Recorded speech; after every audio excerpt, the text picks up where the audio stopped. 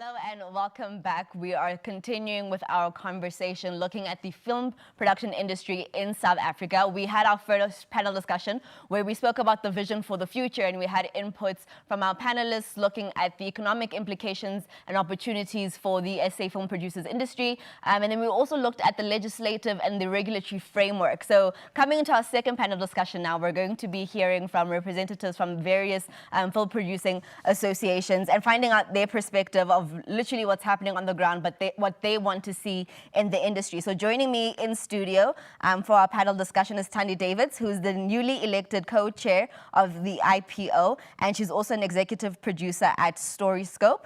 We also have Kethiwe Ngobo, who's representing Independent Black Filmmakers Collective. And then we have Nick Kloot, who is the national chair for Animation South Africa. And then joining us virtually, we have Simphiwe Ngobo, who's a filmmaker, and he's also with the Documentary Filmmakers Association.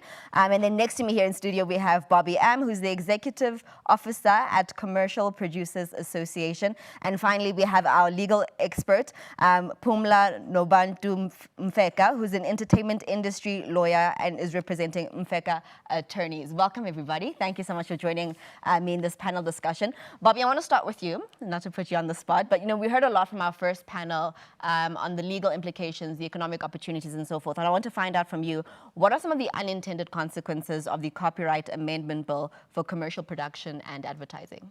Thanks very much. Yes, it's quite interesting because we are obviously on the advertising side of film. So as the Commercial Producers Association, we kind of are in a strange position in that we sort of span the film industry and the advertising industry. So it's quite unique from that perspective. And over the last few months, we've been doing a lot of discussion and a lot of thinking about how the Copyright Amendment Bill and the Performance Protection Amendment Bill actually impact on the commercial production sector and also on the advertising industry. And I must say, it's been quite a shock because initially when this legislation was coming through, we didn't think it had too much of an impact on us because there was a lot of discussion around, the impact that it had on feature films and publishing and music. So that was really where a lot of the emphasis was sitting. But I must say, as we looked into it more deeply, we became quite alarmed, basically, by the impact that it does have on commercial production and the advertising industry. And we have been chatting a lot to the ACA, which is the Association of Communication and Advertising, about the impact of this bill on our industry. So we really want to get more involved. We've joined up with the Copyright Coalition, which has really been a positive move. And we've started to engage and really put our position as an industry forward, which I think has been a very important step for us. So just to speak a little bit more about how it actually impacts us, there's been a lot of discussion about, we've heard about fair use, we've heard about various concepts, the Marrakesh Treaty.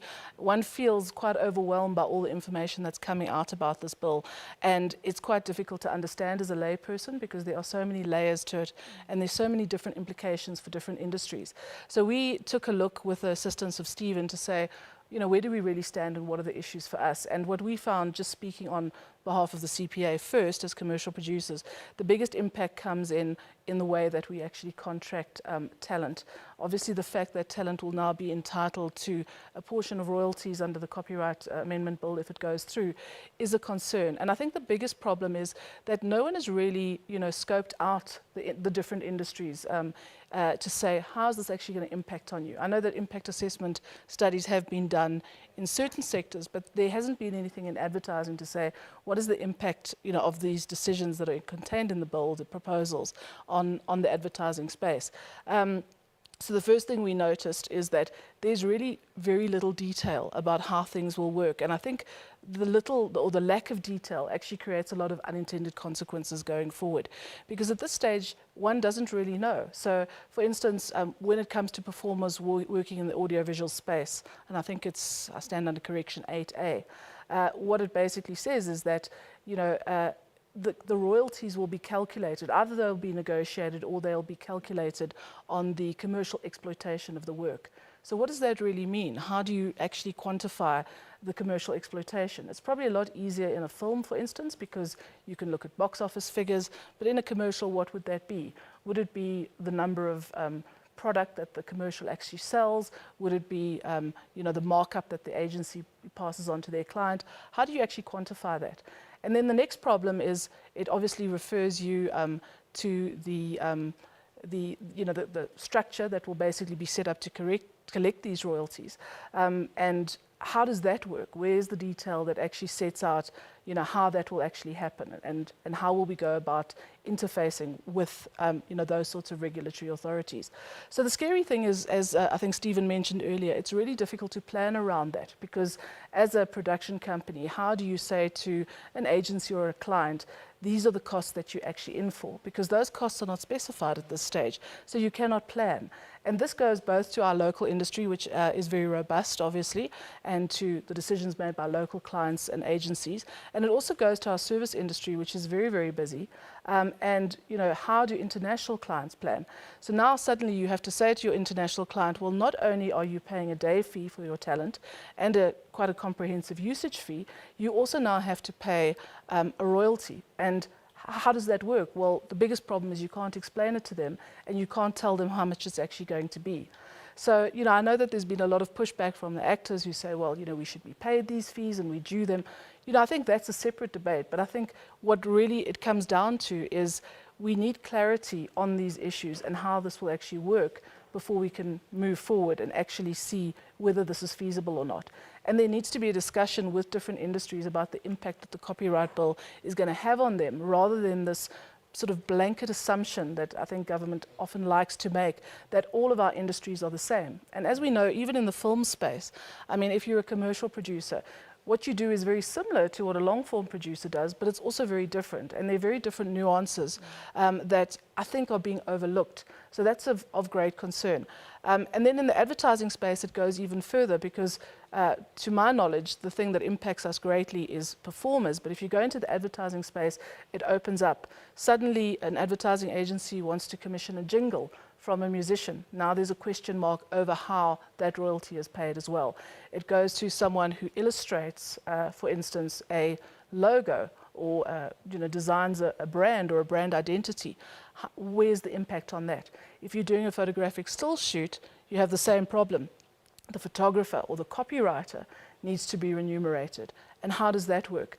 So it creates just a huge amount of uncertainty. And our concern is that that uncertainty is going to make people think twice, because as the last panel mentioned, it creates a lot of additional risk. So our concern is that actually local advertising agencies and clients might just decide, you know what, because there's so much uncertainty, maybe we should look elsewhere and actually take our own local production offshore, which would be devastating for our industry, our production companies, and all of our suppliers who rely on this industry, for their livelihood and for their lifeblood.